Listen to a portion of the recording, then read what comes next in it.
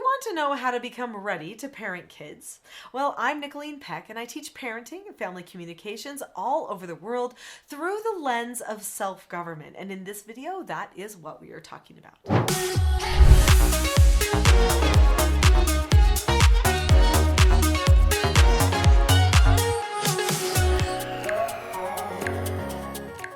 In this video, we're going to talk about my story and how I wasn't prepared, and then all of a sudden I was prepared, and what the difference was. And then I want to share with you some key things that you can do to start preparing now. So when I was expecting my first child, honestly, I thought I had an idea of what it might be like. I want you to know I was not exactly right on in my guesses about what that might be. There's always so many surprises when you bring a new person into your family. I mean, there's just the uniqueness of that person's health and situation anyway. But I really thought that we wouldn't have problems with tantrums and whining and all of those things that happen with little children. And then all of a sudden, I had this strong-willed child that came into my home, and he was throwing things and hitting people and starting fights at his little nursery class at church. And I thought, oh no, I have a monster on my hands. What have I done? And I was not the coddling, doting mom that was, giving in to everything he wanted. I didn't think I was making him selfish. I thought I was keeping things very structured, very principled, but I was missing something. I was absolutely missing something. And I found out in a little while what that was. So my husband changed careers after a while, and he decided he was going to go back to school. So this is at the time when Quinn, my oldest, was 3, and Paige, my second child, was 1 year old. And when he decided to go back to school, that was going to be a significant pay cut. We had just built a new home, and so it was not the best time for the decision.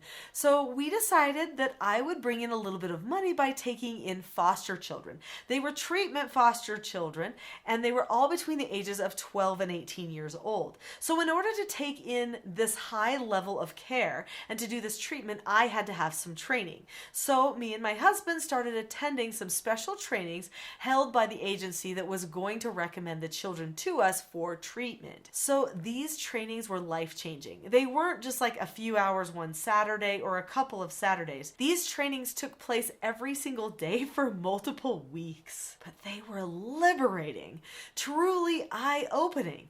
I went to these trainings to learn how to parent troubled teens, and I became a different parent.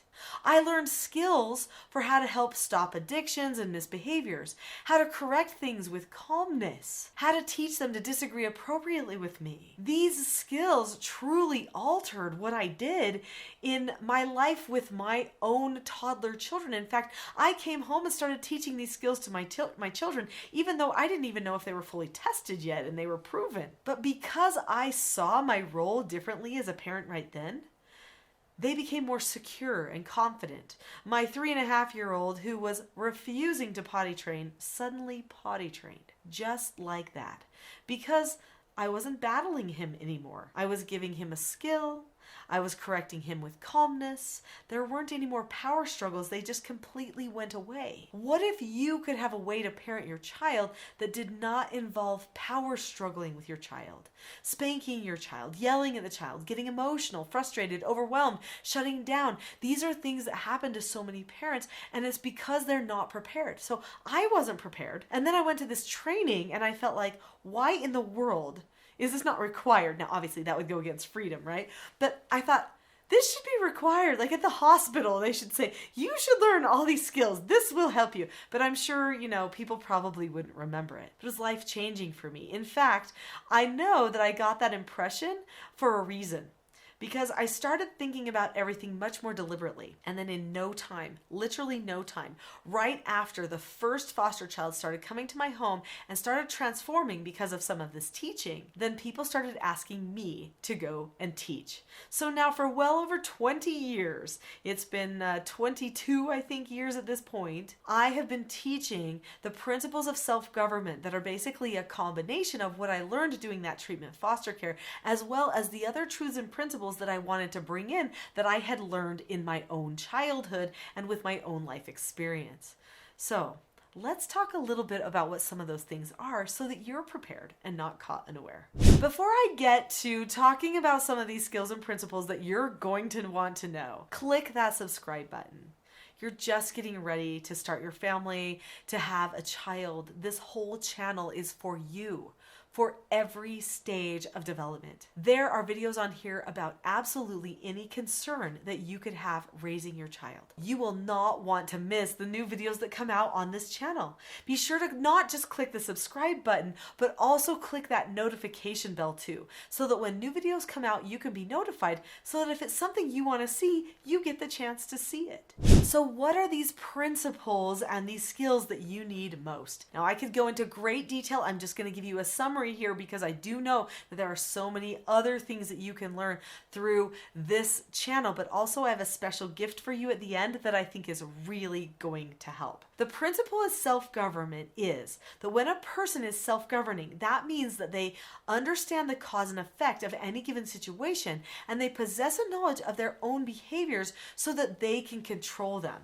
So what that means is that the person understands cause and effect in relation to their relationships and their communication, and they're constantly analyzing themselves so that they put themselves back on the course that they want to be going on so they get the best results. Parents and children both need to learn this principle, and there's a way to teach both of you at the same time. So there are certain skills that we teach in the Teaching Self-Government Parenting course, and those skills are following instructions, accepting no answers, accepting consequences, and disagreeing appropriately. Those are the 4 basic skills that children need in order to take care of 99% of their behavioral problems. You might be wondering how in the world that could take care of 99% of their problems.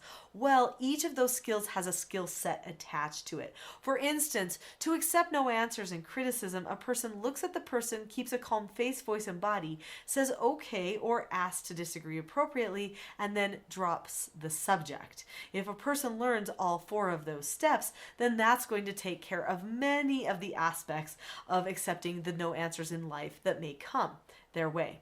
Teaching yourself how to do those 4 basic skills is going to be huge. Start practicing them now. Learn them now. People who prepare way ahead of time do so much better at parenting. The other thing you want to do is teach yourself how to communicate with yourself and others in a self-governed way. So there are 5 teaching styles in the Teaching Self-Government program, and part of that teaching involves preparing ahead of time for how to communicate.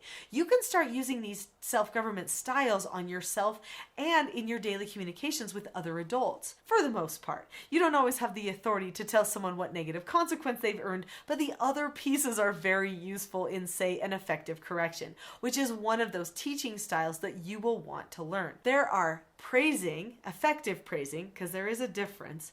Pre-teaching, there's 3 different types of pre-teaching: instructional pre-teaching, situational pre-teaching, and then prepping. Then there's effective correcting, intensive teaching, which is when a person is completely out of instructional control, and how we help them get to calmness. And then there's parent counseling sessions. You're also going to want to learn about the meetings that you can have so that you can have open dialogue with your children and create the types of bond and relationship that will make it so they will come to you and talk to you about anything. Parenting, even though many people say it's one of the hardest things that we ever do, is definitely my favorite thing ever. In fact, as a person who speaks and writes books and does lots of things in this world to try to make it a better place, I will say the moments that I have parenting my children, being with my family, those are the moments that actually fill my bucket. They energize me, they empower me, they give me what I need to find all of the principles and truths everywhere else around me. If you're living by principle in your most intimate relationships, husband and wife, and with your children, then you will live by principle everywhere. Truly, the way you parent this child that's coming will change your whole life forever. You'll never see the world the same again, and it will probably be through a lens that is much more selfless, loving, understanding, caring, but also free, because you'll be practicing the principles of self-government. Now remember, I have a gift for you. Because you've stayed all the way to the end of this video, I would like to give you one of my courses for free. So there is a mini course that I have called the Calm Parenting Toolkit. If you click on the link in the description below this video that goes to teachselfgov.com/toolkit, then you can have my Calm Parenting Toolkit, which will teach you skills and principles you need to improve your calmness in preparation for birth and raising this child forever. Go to that Calm Parenting Toolkit today. Get started on your self-government journey. The child does not have to be here for you to begin. I will see you there. And best of luck with everything with your little one that's coming.